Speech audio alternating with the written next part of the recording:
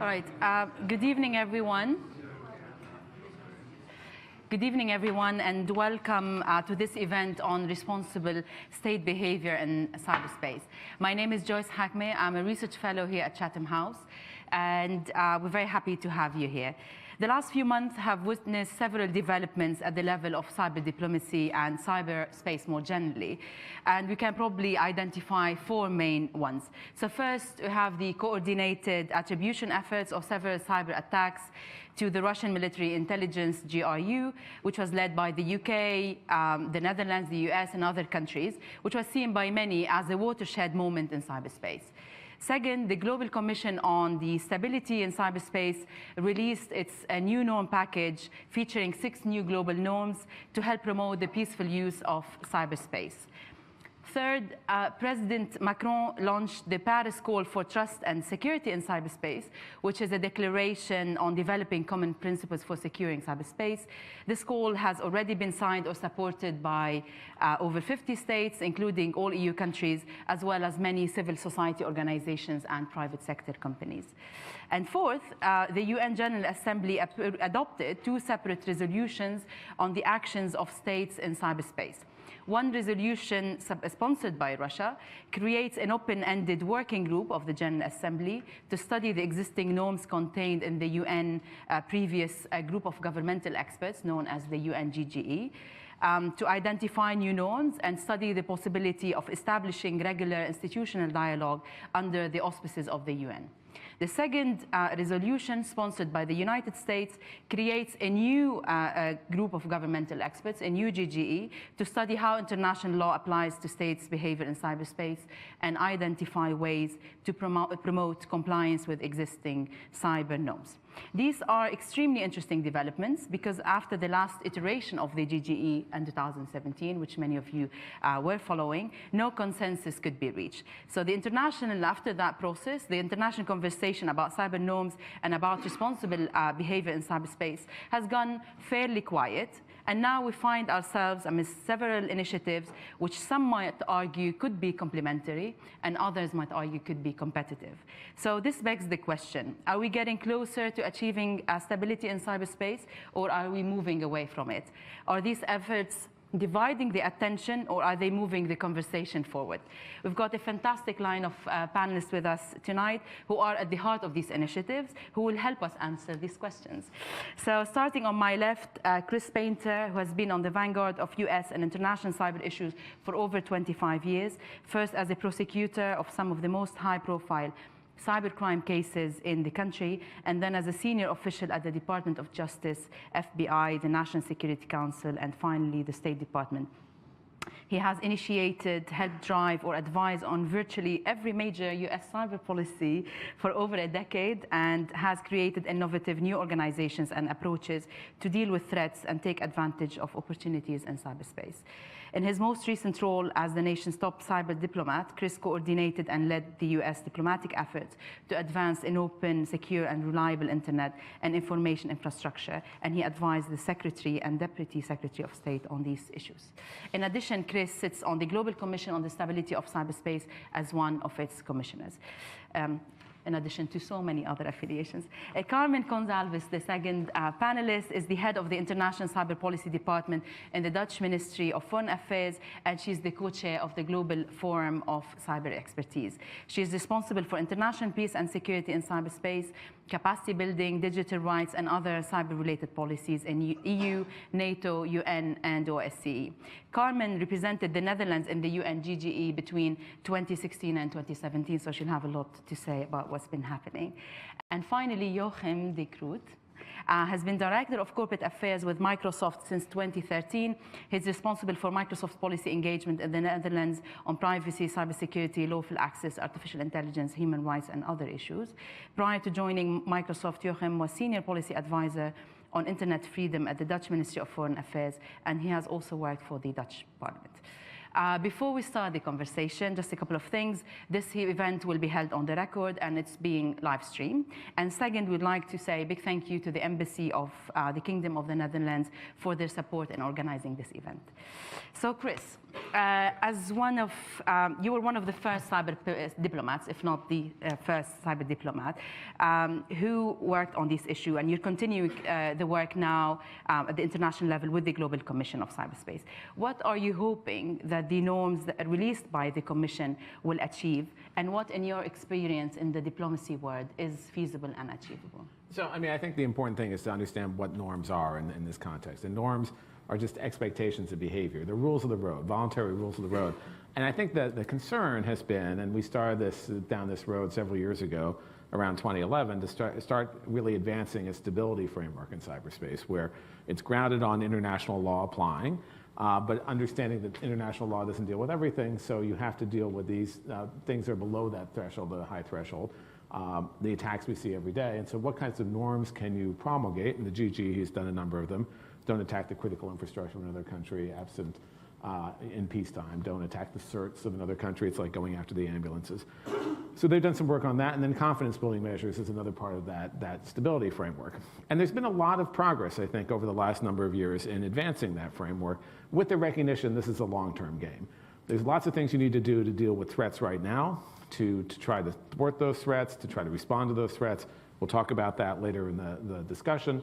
But the long-term game is trying to come up with some ways to create an environment where there's not an incentive to disrupt it and there's incentives to cooperate to uphold it. Now, what the Commission has done as part of this is a kind of a unique effort because it was set up partially at the behest of the Dutch government, largely at the behest of the Dutch government, but with other players as well, to advance the idea that not just states should look at these norms, not just states should look at these stability issues, but it's very beneficial to have a multi-stakeholder group that includes people who are former government people. It's chaired by the former Minister of Foreign Affairs of Estonia, Marina Kaljurand. It has lots of academic people, civil society people, industry people, including from Microsoft and others. And it's a good forum to think about what additional norms, but not just norms, but additional initiatives could be to advance stability. So far, what that commission has focused on is the norm part. And I think that's probably the easier part, and that we really have to deal with what's the larger stability initiative that's going to advance the ball and have a lasting impact. But the norms that were released in the Singapore package just before the Paris meeting incorporated the first two we did. Don't basically attack the public core of the internet, which could cause widespread damage. Don't attack election systems.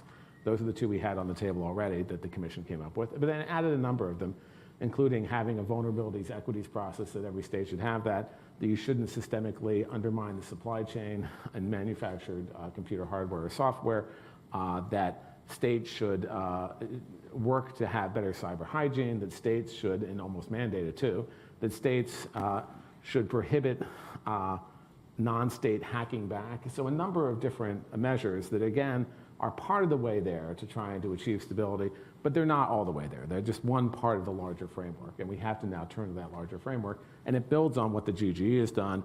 It builds on what some of these other efforts have done. And interestingly, the Paris call that will be discussed by some of my colleagues here incorporated a couple of those norms, the public core norm in particular, and a couple of the other ones. Thank you. Carmen, the recent coordinated attribution of series of cyber attacks that we talked about in the introduction showed an alignment between like-minded states on how to respond to malicious cyber attacks. But in your experience, does attribution work in creating a deterring impact? And if not, what other measures should be implemented?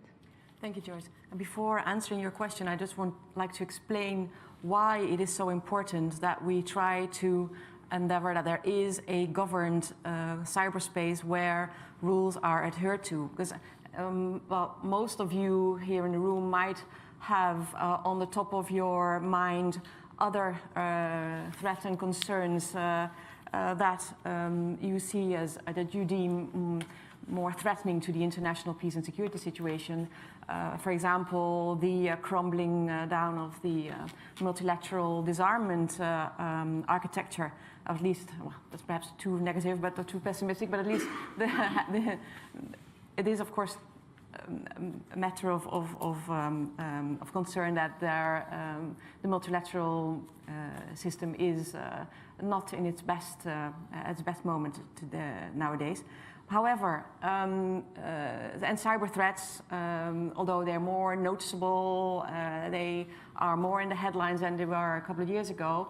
Cyber threats, of course, have not caused such structural, such physical damage and loss of life, and haven't until now led to loss of life as an armed attack does. The cyber attacks that we've seen until now do not arise to the level of armed attack. But nevertheless, even though cyber attacks are beneath that level, they are causing, it's more and more noticeable that they are causing instability, and that the instability caused in cyberspace might also affect the general security situation worldwide.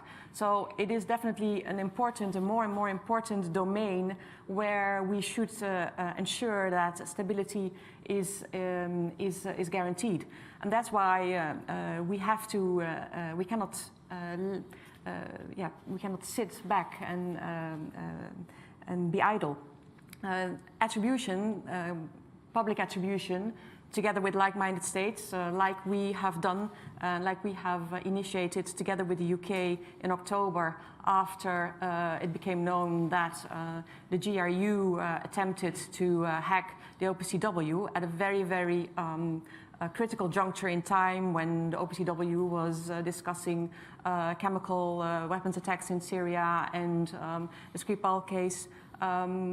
This joint action that was supported in October, that was supported by the three presidents of the European institutions, by NATO, and by a host of countries, was, I think, important because it indicated that there is a line that cannot be crossed and that we have to start calling out irresponsible behavior and use the whole tool of diplomatic measures that we have at our disposal to ensure stability in cyberspace and to take action. However, of course, it's not the only measure that we have at hand. It's not a panacea, but it's part of a bigger toolbox of diplomatic response options that we should operationalize. Of course, there are also other important contributions to peace and stability in cyberspace, like confidence-building measures in the Organization for Security and Cooperation in Europe, the OSCE. We have developed a good set of confidence-building measures. However, and the norms building process is incredibly important. The norms that we have defined in New York, in the UN, are there, and it's also not true that cyberspace is an ungoverned space. There is international law, and the whole problem is that the rules are not abided by, and so we have to do something about it. And the fact that we have called out the behavior of the GRU in October, I think, was after other examples of joint attribution last year in relation to WannaCry, NotPetya, etc., was again a sign that like-minded countries that care for an open, free, and secure and stable cyberspace are not going to sit back and let instability take the upper hand. But in practical terms, what are the other measures that could be implemented?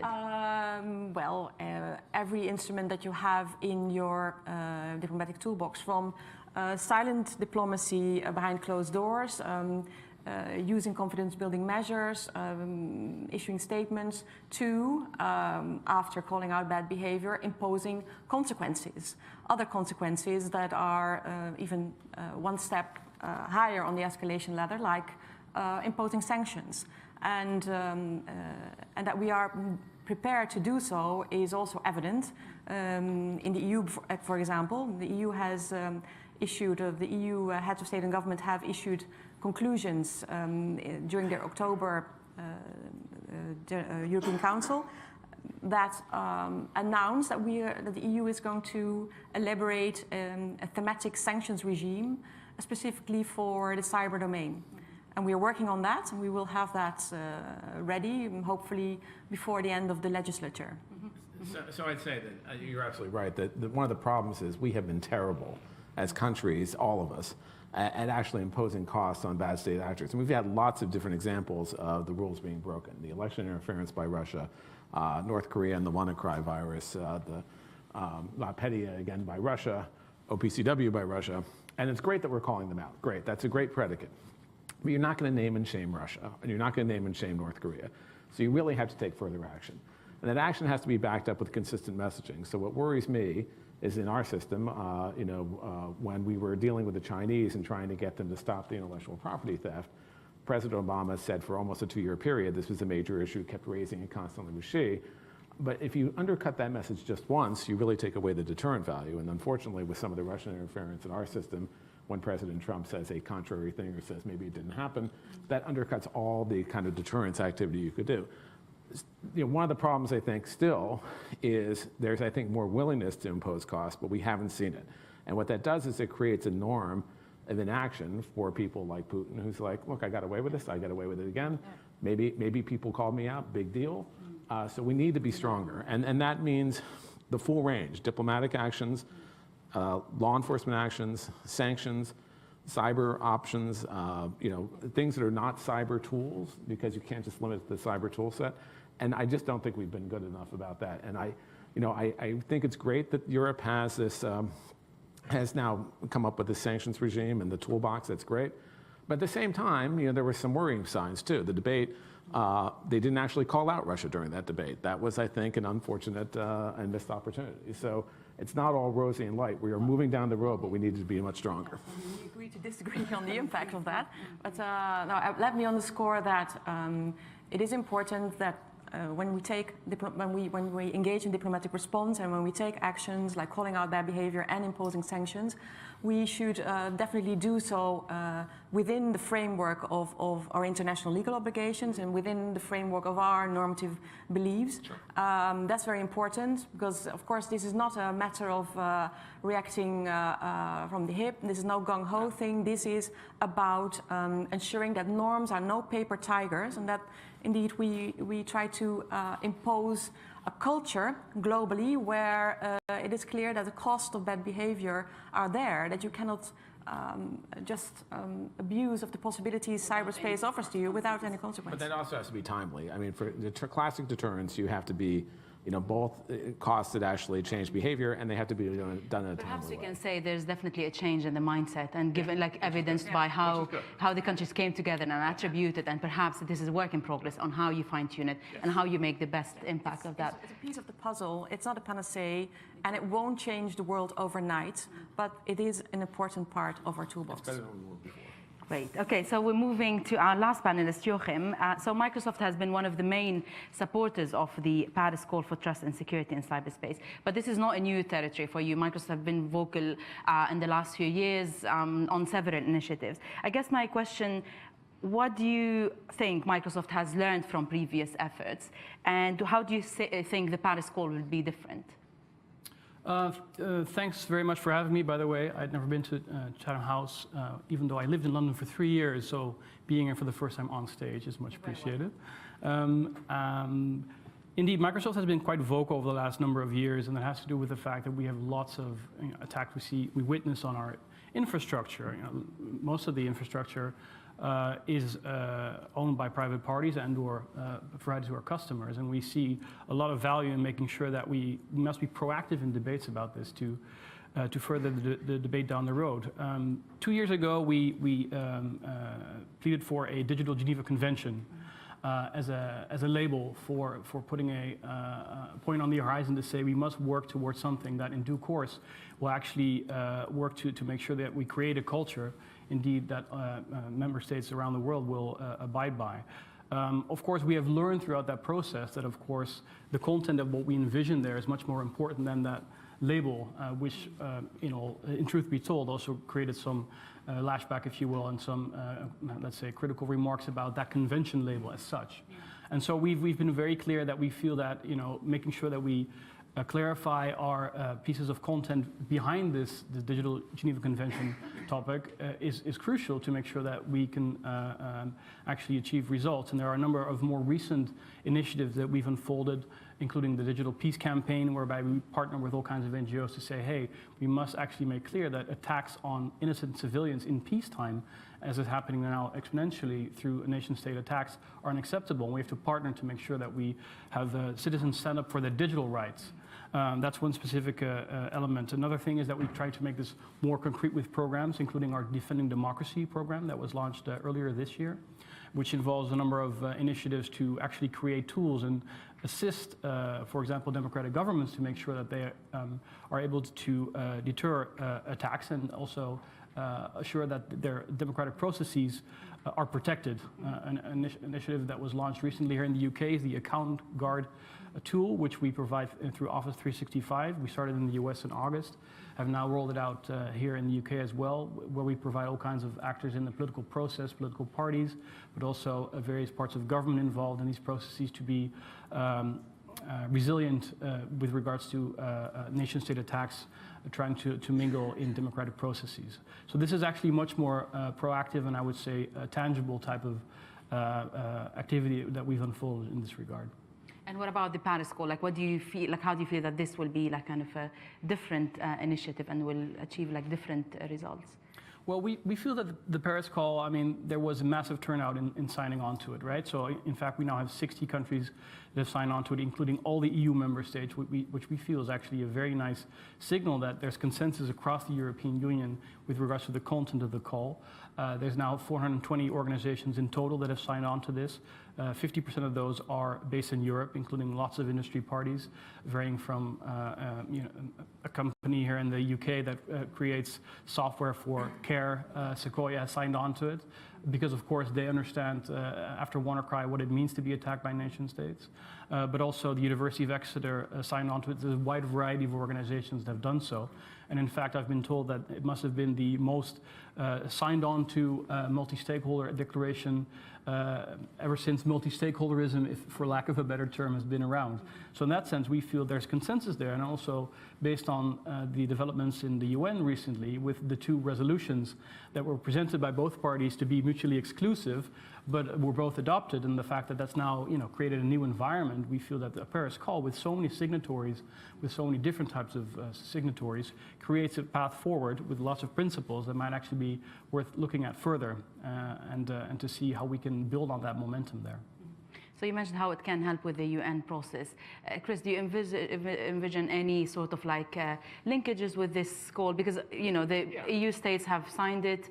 The Global Commission include like European. I mean, the Paris Call I think was useful in terms of it was at a higher political level, and I think that drew attention to it. It didn't really try to, and it didn't really break new ground in the sense that the substantive things that were in it were already debated and adopted in different platforms, including the Commission and also the UN. But that's okay. I mean, that it doesn't have to break new ground to bring more attention to the issue. I think the real question will be, people sign on to this, but they're not obligated to do anything, right? So it's easy to sign on to it. The question is then where do you go from it? And I think it will be useful, I think, as a tool to say, look, you guys agreed to these precepts before, maybe we can take this forward. We'll see how that works. And we'll see how that, my sense is in the UN, they're less likely to look at that, but it's a tool. I think it could be a valuable tool. Now, the UN, I don't think they're completely exclusive, the open-ended working group and the GGE process, but they're overlapping. They do have different things. Yeah. Resolutions presented to be as such, right? Yeah. Klieman, as an expert that was involved in the GGE process and then stopped in 2017, no consensus. Now seeing a new GGE process launched, does that make you hopeful? What do you think we should be expecting? Well, let me first say that it's good that we again have a conversation starting in the UN, because I think that is important and more important, because although in 2015 and before, some good and useful reports were drawn up that provided us with guidance about international law and cyberspace and norms. It's not good that this process stopped in 2017, taking into account the worsening threat picture and the behavior of state actors in cyberspace and others. It is necessary that we resume this conversation, so important that we do that. Not ideal that we have two processes because, first of all, perhaps an effort that will require from all of us to ensure that we cater for two processes instead of one, and hopefully there will be a formula will be found to ensure that they're complementary to each other and won't lead to less clarity instead of more. So a lot of goodwill is needed on all sides here, and a good fine-tuning of the mandates and the agendas. And what is incredibly important is that these processes will build upon the acquis that we have agreed in 2015 and not undermine it. No backtracking, that's a red line for us. And we want to go ahead and not back. So that's important, and that will be a challenge, taking into account that in 2015, in the end, the conversation, especially about the applicability of international law, went into the wrong direction. Important bodies of international law, like international humanitarian law, were suddenly questioned to such an extent that that was definitely of great concern. So it is not, success is not guaranteed, but on the other hand, the fact that we are going to resume the process, I think is good. Yeah, I think it's important to have that discussion there. I think it is unclear how this is going to play out, but to put the positive spin on it, to put lipstick on the pig, as we say in the US, it will allow, I think, more engagement on this issue by more countries, so that's good. And it could allow more stakeholder engagement beyond just the member states, because there are all these consultation mechanisms. And the other good thing is both of the processes, the GG and the open-ended working group, are by consensus. So nothing really crazy can come out of them because you have to get a consensus. Now, that also is not necessarily a recipe for success, but it means that you can't have something that, someone can't railroad this in one way or the other. The downside, though, is what Carmen said. The open-ended working group, part of its mandate says consider whether we should change some of the commitments that were made before, and that's worrisome because if we start sliding back, that's a problem. Yeah, because this code of conduct that was or still is to a certain extent part of that resolution that lays the basis for the open-ended working group is, the first draft was really, not to anybody's liking. It was full of texts from non-UN sources that were not consensus texts at all. It was quite divisive, and for those among us who advocate an open, free and secure cyberspace based on a liberal democratic model, there were a lot of elements that were definitely undermining that perspective. So fortunately, this text changed in the end. It still isn't ideal. It still is a selective compilation of previous texts and not ideal, but okay, at least it's not offensive anymore. But yeah, let's hope and see for the best. What is good is that the UN GGE, by the way, is for the first time will be accompanied by a formal consultation process with the wider UN membership, indeed, and hopefully also with other stakeholders. We will, and we have advocated this from the beginning, we will definitely invest in that. Of course, in the end, the states around the table will have to take the decision, because when we talk about responsible rules for responsible state behavior, states will have to decide and also take the responsibility on their shoulders to implement it. But it's, of course, a non-starter that we have to take serious. We have to consult other stakeholders seriously, and that hopefully will happen. And we will help the UN also as best as we can to ensure that we can do so.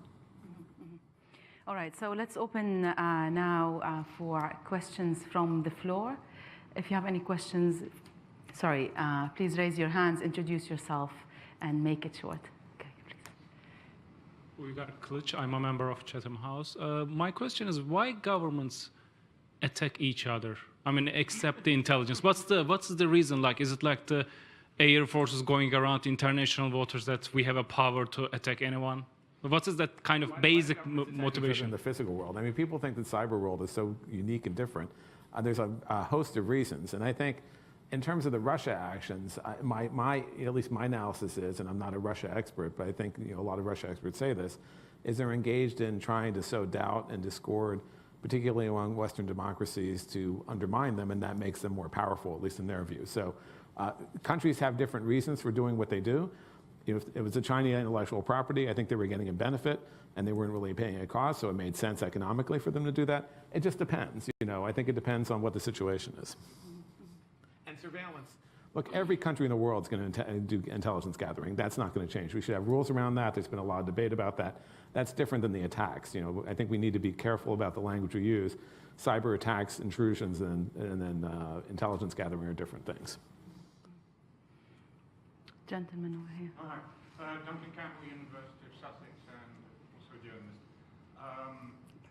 I'm curious about the remarkable reports in Volkskrant in January about the success of the Dutch intelligence in penetrating the Cozy Bear hackers within Moscow. That story and the facts which are alleged to support it stands out as probably the landmark of attribution.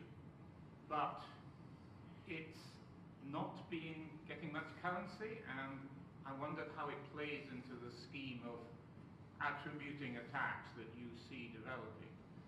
So I really have two questions. Where has the Dutch government gone in that? Is it hiding its head in the sand and saying this is true, yes we did this? Because the Volkskrant report attempted to suggest that the government of Kingdom of the Netherlands is rather annoyed about this. But it is spectacular, but also in the context of it being imported into America and then bounced back into Europe, it gets the Russian disinformation treatment. Big time, the Trumpists, the Republicans, the Shills, the whole vacuum chamber, echo chamber going on, which makes it even more important to tell us if there's ground truth.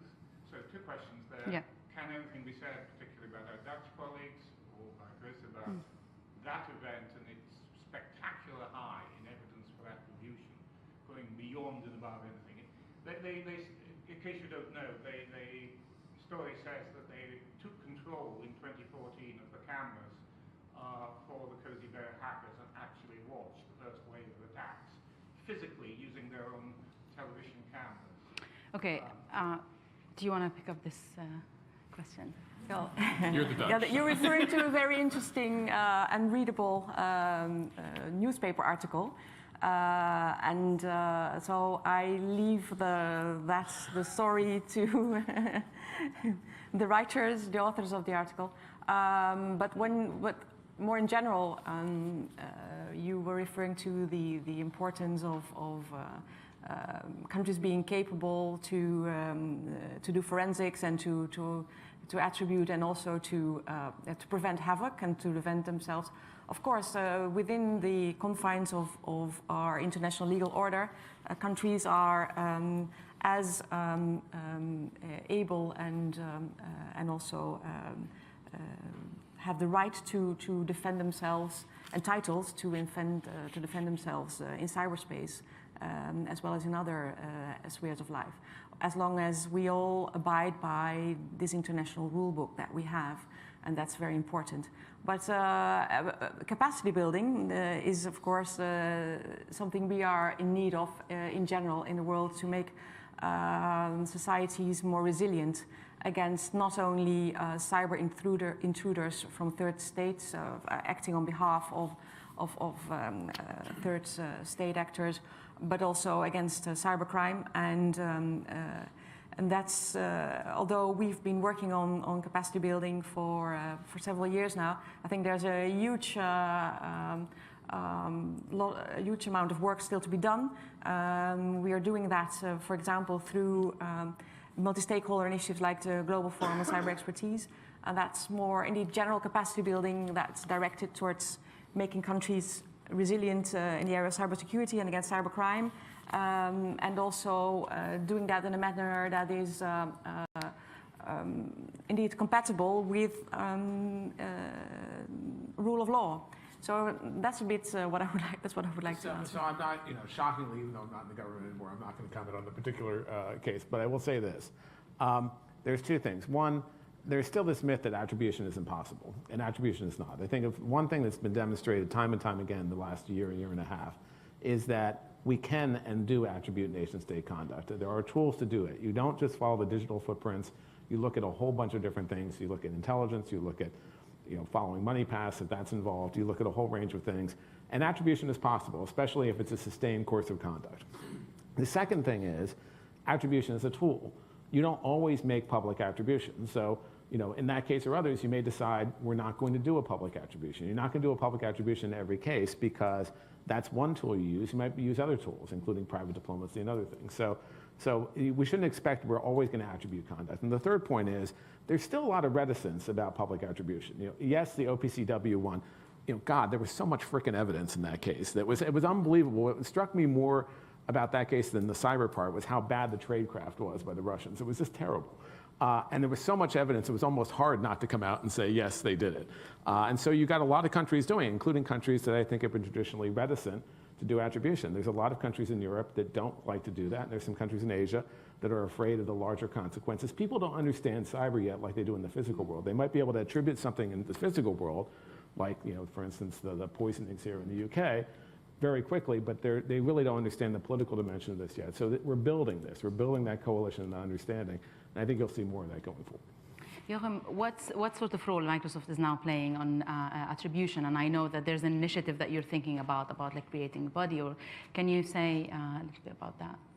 Well, obviously, I mean, with regards to this example, if you look at the role of industry, we've been very clear that we want to unite with all kinds of industry parties, not only the tech sector, but also beyond, to say, hey, as an industry, we want to play 100% defense and 0% offense, right? This is a stance that we've also established in our cybersecurity tech accord, which to date I think has been signed by 60 plus companies. And there's various other initiatives in that sense that are ongoing. With regards to attribution, yes, of course, we have, as Microsoft, lots of intelligence ourselves with all kinds of attacks that are happening, and we work very closely together with many of our customers, which are governments, to monitor what's going on, and in that sense share that information where we can. But we do see more future in centralizing this information and sharing it and actually making analysis and also using new technologies to see to what extent attribution can be done. But attribution has to be done by those governments themselves, as you can imagine. I mean, from time to time, if there's a specific case going on, you might have remembered the Sony hack by North Korea that we've said, okay, we're certain enough that it was North Korea that did this, that we'll speak out about that. But as Chris said, this is always done on a case-by-case basis. This was probably one of the kind of like first public attribution cases, and probably you were involved in that. Can you tell us a little bit more? So this is, of course, the case where there was a really bad movie made and then North Korea attacked. I still haven't seen this movie. Where there was an attack on Sony Pictures because of this movie that we traced to North Korea. And we knew it was North Korea. And there was both positive and frustrating things about this. So this is the first time you had a world leader, President Obama, come out and say it's North Korea who did this, and made that statement just before, in a big press conference, which was significant. And just the day before, I called up about 20 of my counterparts around the world and said, President Obama is going to be doing this, and we welcome your support. So this is the early days of trying to figure out how we do joint attribution. And frankly, a lot of the response I got was, great, can you share the information you have? And so we need to get better at sharing that information. Sometimes it's sensitive information, so that there's confidence there. The other thing that was frustrating, though, is we did it, and everyone said it was North Korea before we did it. Everyone, all the pundits, all the press said it's North Korea, it's North Korea, North Korea. We released more evidence than we normally did, but we didn't release everything, because states are never going to release all they have. They're not going to release all their sensitive information, their classified information. They're not going to burn sources and methods. And so we released more than we normally did, but then we got second guessed. A lot of people said, oh, it's not North Korea now. And that was really frustrating because we knew it was. And the Russians were like, well, we need 100% proof, and you have to disclose everything, which is why they hide behind attribution. It's the main argument that they use, right? So that's what they use constantly in international environments. Interestingly, just now, I think about 2 months ago, 113-page criminal affidavit was filed that goes into painstaking detail of how we knew it was them. And now people say, oh yeah, I guess it was them. But that was an early case, and I think we built and learned on that. And one of the reasons you see some delay in these public attributions is we need to be able to share the information with partners, because a very interesting thing in the new cyber strategy that came out of the White House is there's a provision that talks about acting collectively and says we are better acting together than we are acting alone, which doesn't sound very America First-ish, basically. It sounds very different. And that's good, and that's exactly what we should be doing. May I just briefly say something about attribution and the level of certainty you need in order to attribute. It's very important to distinguish between legal or attribution in the legal context and political attribution. I mean, the body of evidence that you need, the body of proof that you need in court, is not the body of evidence that you need in international relations when you're attacked by another party. And attribution in the physical world isn't always based on 100% proof. No, it isn't. I mean, but also, and it isn't possible. Look at that, for example, the chemical weapons attacks in Syria. There's always this claim by some to create this cloud of deniability, but at a certain moment, of course, it's also a political responsibility and a political act to attribute. And of course, you don't attribute overnight, and you don't attribute without being convinced of having a credible technical attribution at hand, based on your forensics, and also an intelligence, and of course, after careful political consideration. All these factors have to be taken into account, and you won't do that overnight, and you won't do that because that would affect your credibility, and you don't want to. You don't want to be wrong. You don't want to be wrong. Yeah. Yes. Okay, but can you do it like, many times that becomes, is there this risk of like, you attribute all the time that becomes kind of like useless or like, No, I mean, I don't think it becomes useless. I think what we have to get better at is doing the attribution and then saying, like for instance, with the not petty attribution that was announced at the Munich Security Conference, and they said, we know, this is 6 months after it happened, we know it's Russia, so it's not exactly timely, and there will be consequences. You should have consequences ready to go at that point. You should marry those up. That's still difficult, so we need to get to that stage. We're getting there. No, I'm not. Look, I'm just saying it's a journey.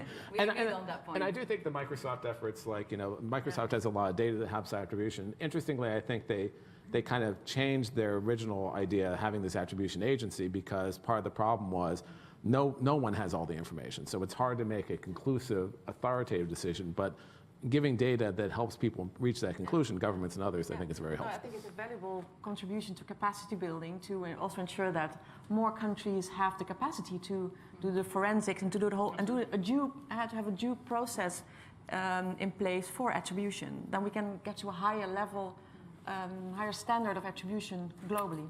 Sure, both the Singapore norms package as well as the Paris Call, is focused very much on this capacity building element, and trying to make sure that we build on that and actually achieve concrete steps.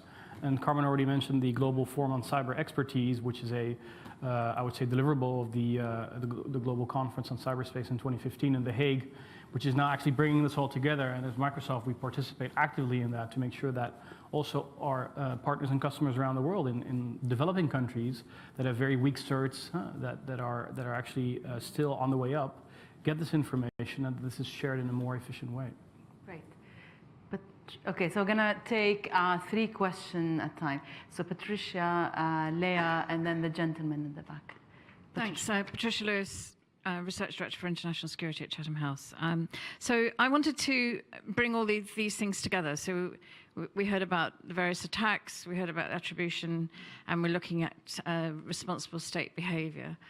And I think that these are all connected. So a large part of what's going on, I think, with all the attacks or hacks or intrusions is testing out how defenses, testing out how far they can get, testing out responses, and also testing resolve.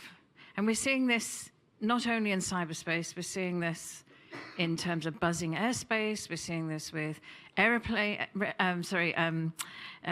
submarine pinging, we're seeing it with ships cutting across each other, all sorts of just on the edge of, or at least plausible legal activity, or just over the edge of legal activity. So we're seeing this all the time, a testing out. And the attribution part as well is what will you do next? This is the difficult thing. Attribution takes time. You need to get it right.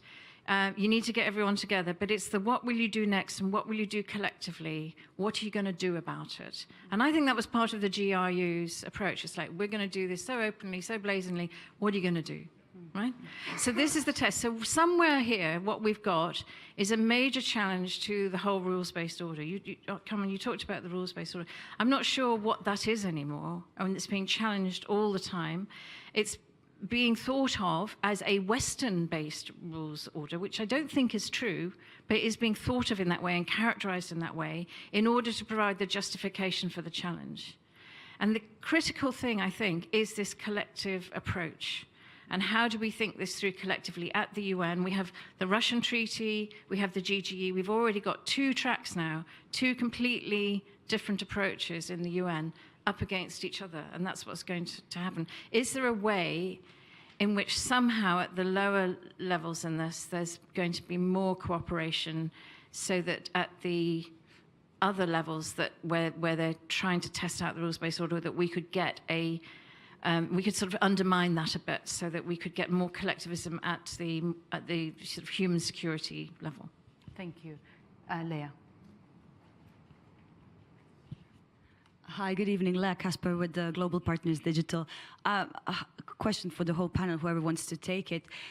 What's happened in the GGE to an extent is, and the 2 tracks that are now are going to be put in place, reflects this lack of consensus around the 2 visions of cyberspace, where, I mean, 2 camps, if you want to categorize like that. One vision of a free, open, secure cyberspace underpinned by the idea of multi-stakeholderism and human rights, and on the other hand, this narrative framed as information security underpinned by content control and multilateralism.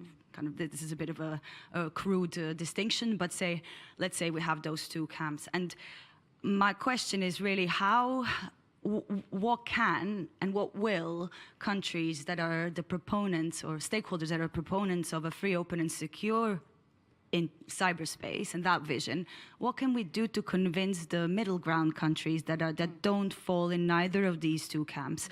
That would be my question to you. Thank you. Thank you very much. Very good question. Vicky, the gentleman over there.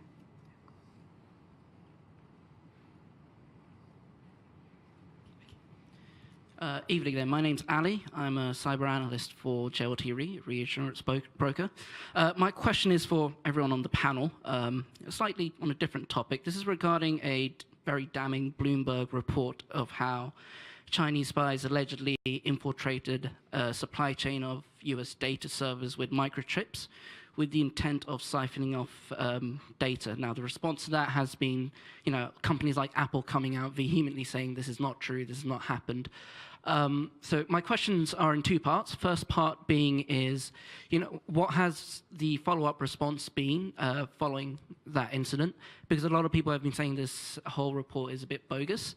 And the second part is for, assuming, let's assume this scenario to be true, and assuming the intent to be much more malicious, such as to cripple an entire system server, where does that fall within the context of responsible state cyberspace behavior? All right, thank you very much. Let's do that way. So start with Chris, Klieman, and Joachim, trying to answer the 3 questions, their way for more cooperation, how can we convince the swing states to join this camp, and on the Chinese infiltration, what happened after? So for Trish's question, I think it's important. This goes back to the making sure there are consequences, right? Because if yes, they are testing the boundaries everywhere, and they can continue to push the boundaries until they get opposition or they get pushback. And so we have to, in the physical space and cyberspace, do this. Now, it's best if we do it collectively, obviously. I think that's always stronger if you can act together. I don't think it's practical to say we're going to get everyone to act together. There are lots of challenges to that. But you can imagine like-minded coalitions of countries acting together to actually enforce some of these rules. And I think there's a pivot now to more like-minded consideration. Yes, the UN is important, and the discussion will happen there. Yes, it's great if Russia and China sign up to these norms, like they did in some of the GG norms, because even if they don't abide by them, they've agreed, and so it creates a level of accountability. But if they don't, I think we have to continue to move forward with like-minded states and actually have better enforcement. So that's... Sorry, can I just ask you a follow-up question? So yes, if this, we do that and, kind of do like other measures. But what about like in the bilateral? I think you were involved in the, US-China bilateral agreement. what's your views on that? Does it work? Does it not? I mean, I think it worked for a long time for a number of reasons. I mean, China, after a year and a half, finally came to the table, and we negotiated till 4 in the morning in a hotel, just about a week before Xi came for a summit. And part of the reason was they wanted the visit to go smoothly. Part of the reason they were concerned about sanctions. But I think the primary reason is that we said this was going to have an effect on the overall relationship. Now, with China, especially at that time, they cared about soft power. They cared about the way they were being perceived. They were getting pressure not just from us, but from the UK and from Germany and others. And it made sense for them to change and agree to this. It doesn't mean they're necessarily going to abide by it completely, but I think there was a substantial drop in that activity after that agreement was reached. Now, there's lots of reports it's gone back up again. There's lots of claims that it's been violated. And I think the reason for that, assuming it's true, and I have no reason to doubt that, is that the reason they entered the agreement was because the overall relationship between the US and China, and that overall relationship is deteriorating. So you have to look at this beyond just the cyber context. So just quickly on the second issue, on the fence issue, how do you deal with all the countries on the fence? So this is something I think about a lot, and I did when I was at the State Department too, and this goes to Carmen's answer about having strong capacity building and actually working with these countries to convince them that what we're trying to advocate is actually in their interest. A lot of these developing countries like the idea of security. They like the idea of stability. That's what China and Russia are selling. And unfortunately, because of a lot of the activity and political activity that's happening in Europe and the US or others, I had a question once. I was giving a speech at Sydney University where a Chinese student raised their hand and said, shouldn't you guys just end this experiment with democracy? Wouldn't it be better if you just all harmonized and we worked together? And I said no. I used the famous Winston Churchill line. But the problem is we need to convince them that it's better for them, and there's lots of things we need to do with capacity building to do that and to engage those countries, because there is a battle between the countries who want to repress content, who look at content itself as a threat. Carmen and I were just at the Freedom Online Coalition in Berlin. We were on a panel very similar to this, talking about the human rights dimensions of these norms. And it's really important to reach those countries, particularly in Sub-Saharan Africa and Latin America and other places. And then finally, on the Bloomberg question, look, a lot of people refuted that, including Rob Joyce, who used to be the White House coordinator and a former colleague of mine, who's now at the NSA. And people have come out and said they've seen no evidence of that. But there is concern about supply chain infiltration, just generally. And one of the examples is recently we discovered Russian malware that was pre-positioned on our power grid. That obviously is inconsistent with the kind of stability we're trying to achieve, and we need to do something about that. There are times when you see this pre-positioning where it could be for intelligence reasons, but on the power grid, probably not. And so you worry about the disruptive conduct of that and what that means. Comment. Thanks. Yeah, about just first of all, the need to the pinpointing and the Patricia's question. The funny thing is, or the remarkable thing is that those countries that are testing our resolve and trying to find out how far they can go are the same countries, or not completely, but also one of the same countries that are advocating a new treaty for cyberspace. That's interesting. And that also tells us something about their views on international legal obligations, I think. And that's also one of the reasons why I think we should first get to a more advanced stage of common understanding on the applicability of international law before we can make the steps to a future binding agreement. I think at this moment there is no a solid base to do so, and it's just also it's illustrative of the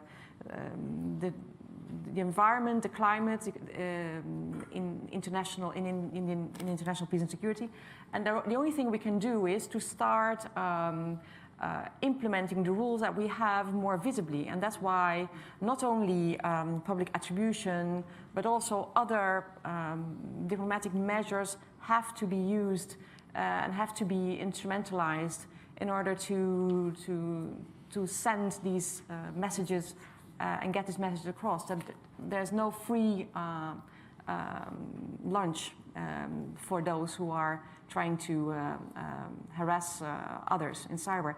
And as far as the in-betweeners is concerned, the swing states, there are just many countries that have not been able to catch up indeed. in capacity-wise, and also have problems grasping exactly what kind of order, what kind of architecture, what kind of set of rules serves their interest best. And I think it's too early to say that we cannot win this battle and we should retrench behind the lines of the like-minded countries. We should definitely continue that conversation. And the like-minded like-minded countries can serve as an engine to reach out to all these other countries. But we should definitely do more. We haven't done enough to get that conversation going and to increase understanding and support for a normative behavior. No, I'm not suggesting you retreat behind the wall of like-minded. I think like-minded can be valuable in enforcing the norms. I think you have to reach out to these other countries as well. Yeah, lots of stuff has already been said. With regards, maybe just first to the last point, indeed, I think there were 30 industry parties that were, which was claimed that they had in fact been infiltrated by this, and I think we also refuted this, but I'm not the expert, to be honest. But I do feel that obviously there's lots of developments there where we feel that just the basic infrastructure of many vital infrastructure parties around the world are very easy to attack. I mean, if you look at WannaCry and NotPetya specifically, a lot of the result of that was that basically all these software, legacy software, was not updated enough, and we had pushed everything out way before it hit, but people have simply not updated their systems. And this, it seems like the 101 of our technology currently, but it's a very big problem that we are still dealing with. I think in the port of Rotterdam we had 200 to 300 million in damages simply because Maersk had suffered from not having updated their system as such, and the infiltration of the malware there that caused the biggest physical damage, if you will. Thank you. Okay, we do the final round of questions. I'm going to take 4 questions. Start with the gentleman over there, Emily, and gentleman over there, and yes, okay. So maybe start here. Please introduce yourself. Sure, and make thank the you very question much. Alexander Evans, I'm the Foreign Office Cyber Director. I just have a question really about capability. If we, in the aftermath of the financial crisis, there was, I think, a collective belief that policymakers weren't fluent enough in finance. Given the often rarefied debate on cyber, but the importance of cyber today, I'd just be interested in the panel's views on whether there's enough cyber literacy amongst policymakers. Thank you. I think that's a very good question. Emily. I have hello, Emily Taylor, Chatham House and editor of the Journal of Cyber Policy. I have a question primarily for Joachim. You talked about Microsoft's work closely with governments and sharing intelligence and so on, a sort of responsible act for the public good. Just thinking about BT's announcement today about ceasing to use Huawei for its 5G networks, are you worried about the business risks of being associated too strongly with one set of governments, and will that impact your business in other areas? Thank you, Emily. Gentleman over there, Yulen. Yeah, it's William Kapuku. I'm a Vice President of the Africa Security Forum and Congolese Chamber of Commerce here in Great Britain. My question is about the African continent, if there is any unified policy on the cyberspace regarding cyberspace for the African continent. And there are many activities that are happening now on the cyberspace in Africa that many people are using now their digital technologies. Now, there is this group of, I know if you're aware of that anonymous group that are attacking savers when it comes to political motivations and financial motivation as well. I'll just have to find out from the panel, how do you classify that group anonymous? Is it a cyber crime criminals, or are they terrorists, or any other group? Thank you. Gentleman over there in the orange tie. Yeah, Vicky. Thank you. Tim Dowse, until recently with the Foreign Office, but now a free agent, and one of Alexander's predecessors.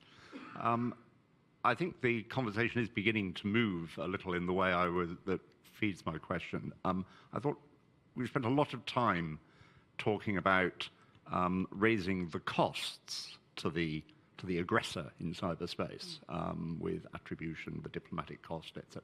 We haven't spent so much time talking about reducing the benefits, which partly comes into technical robustness of systems to be able to resist attacks or recover quickly from attacks.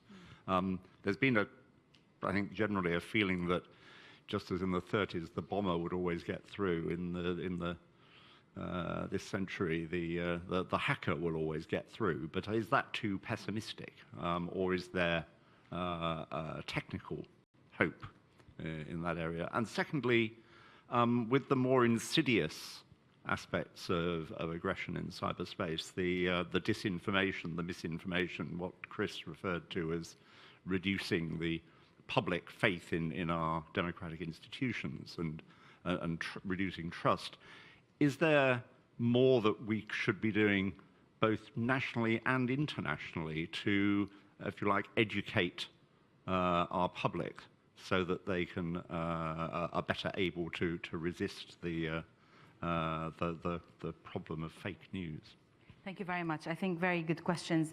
So we've got capability of policymakers, the business risk of being associated with a set of governments. We've got the African Unified Policy and how to classify anonymous, and then raising the cost versus reducing benefits, and on how do we deal with disinformation nationally and internationally. So, sorry? You want to start with him this time? Yes, I can do that. So Joachim, are you ready? No. Okay, just choose, like any question Sure. that you'd like to answer.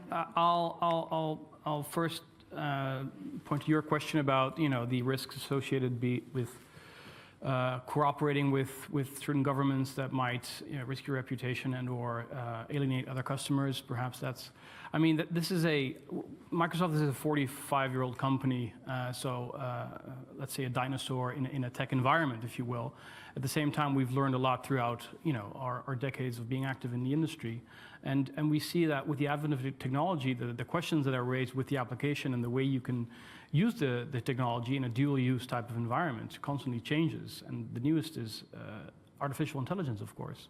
And to what extent do we feel that our offers in AI, our Azure cloud proposition with all kinds of possibilities to use AI, including facial recognition technology, how that can be used for bad and for worse. In that sense, it's a super difficult, almost philosophical question to deal with. And to that end, we published a book earlier this year called The Future Computed, in which we basically identified 6 principles that we feel as a company are a framework for us to work on AI and to say, hey, are these 6 principles, if we work together with the potential customers, are they respected in the relationship there? And we have an internal committee called the Ether Committee, in which we actually basically test all the development of different types of AI technologies to see if they meet these principles, and also to see how the application of the product might stay within that framework. So I think we do deny certain types of customers from time to time access to the technology because this is not within that framework, but it's a learning by doing and on a case-by-case basis for sure. Thank you. Carmen, any final comments and answers? Well, about the literacy of our decision makers, that's an interesting question. I think the literacy is growing, and but I'm a strong advocate for regular tabletop exercises, etc., around the cabinet table and during cabinet meetings, etc., and also of such exercises in, for example, the European Union, among ministers of foreign affairs. It's also important indeed to, and it's important to, although resilience indeed is critical, upping resilience is very important. You cannot build a fortress that is absolutely secure. So we definitely, cybersecurity is not only technical resilience, it is also about behavior. And that's why we need to convince our ministers of foreign affairs that this is not a technical issue. This is about, this is a highly political issue. And we're getting them round, I think so. Yes, we're going in a good direction. So this is very much a long-term effort. This is one of the things I really focus on in the State Department. When we created my office, it was the first, and this was only in 2011. Now there are about 30 around the world. And there is a recognition it's not just a technical issue, but a core national security issue, a core economic issue, a core human rights issue, and a core diplomacy issue. But there's that recognition, but we're still not there. I mean, senior decision makers don't understand this. They still think of it as a bright, shiny object. They're really not clear how to deal with this. There's a vast difference in terms of how you respond to a physical world event and how quickly you can get political buy-in for that and how quickly leaders understand that, and the cyber event. I mean, there was an example in Bob Woodward's book about the Trump administration where the then Homeland Security advisor is trying to talk to Trump about this, and he said, you know, you and your cyber, I don't know, you know, you're going to get me into a war. So, and other things too, which I can't repeat here. So I mean, I think, you know, but that's emblematic. I think a lot of people just don't understand this issue or think it's too technical. And you do not need to be a technician to understand the policy aspects, just like you don't need to understand how to, you don't need to code to understand the policy aspects, just like you don't need to understand how nuclear science works to understand how some of the policy implications of nuclear weapons. So I think we're a long way from that. And we need to do better. And I think we're getting there as these events are getting more prevalent. I think the election interference one raised the bar and got a lot of people paying attention. On Africa, I mean, you're absolutely right. I mean, I think there's a lot of activity we've done in capacity building all over Africa with the AU, with the EAC, with the Western African community, with the ECOWAS, with SADC. And a lot of capacity building work there. There's been some activity in Africa. It's really important for Africa to be part of these discussions, especially as Africa's getting cable drops like Kenya did a number of years ago, and has innovative systems like their M-Pesa system for online payment. You know, it's a chance to really build these infrastructures and think about this in the beginning. So I think that's absolutely right. And then on the question of, yes, obviously, deterrence by denial is one of the kinds of deterrence. If we do a better job of figuring out resilience, that's great. But I will tell you, we also suck at this, right? So we especially dedicated nation state or even dedicated criminal actors, it's hard for the defenders to keep up. There's a lot of common things they just should do, like patch systems that are not being done. People say 80% of the stuff or 85% of the stuff could be prevented. But that still leaves a percentage of stuff where if they're really dedicated attackers, they're going to get in, which means we have to figure out how to build resilience too, and again, have consequences for the bad actors. And on the point of the election interference, I will tell you as a cyber person, not a cyber, I mean, I'm an actual person, I'm not a cyber person, but as someone who did cyber stuff, when the election interference happened, that wasn't really even on our radar in terms of top threats, because it really wasn't a cyber threat. It was a hybrid threat. It was an influence operation. And that means that we have to integrate the people who do cyber with the people who do things like, contest influence and other things. And we haven't melded that together too. We have to mainstream cyber as an issue and not make it the separate issue. And the very last thing I'd say is, in the commission, some of the norms we did try to address some of these things, the hygiene norm, but also it recognizes it's not just states who are the actors here. States are actors, and we need to deal with some of these international security issues, but the private sector is too, both in positive and negative ways. There is a norm that talks about an expectation that the private sector will do all they can to make sure that they prioritize security and they keep vulnerabilities out of their products. That's part of it. But then you also have to deal with those people who take advantage of those vulnerabilities. So you have to address all parts of this issue. Address all parts of these issues. I think we'll end on that note. Just a couple of things. We've got free copies of the Journal of Cyber Policy. Please grab one. We've got a reception on the ground floor. Please join us for a drink. And also join me in applauding our wonderful panelists. Thank you very much for being here.